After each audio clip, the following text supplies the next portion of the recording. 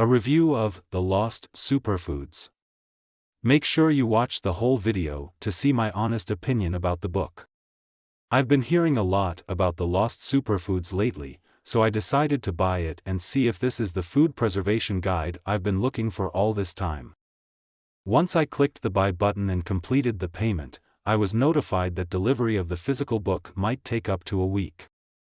Personally, I prefer books you can hold in your own two hands and not digital ones you read on a screen. I decided to wait for my paperback copy to arrive by mail. It took only 4 days to receive it, so that was a pleasant surprise. The very first thing I noticed was that the package was well secured with bubble wrap and that it felt heavier than other books I've ordered before. Hey, YouTubers.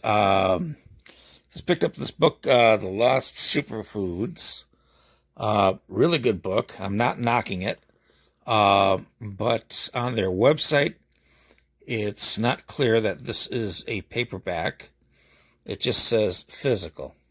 Okay, but it has a computer graphics still shot of what looks like a hardcover book. So for $35, $30, whatever you're paying for it, you'd think you're getting a hardcover, but that's not what the case is. The contents in it are, it's everything about it is awesome, but they're not upfront about it being a paperback. The photos, it's like kind of like telephone book newspaper quality. They're not all that sharp, but the recipes and stuff are really good.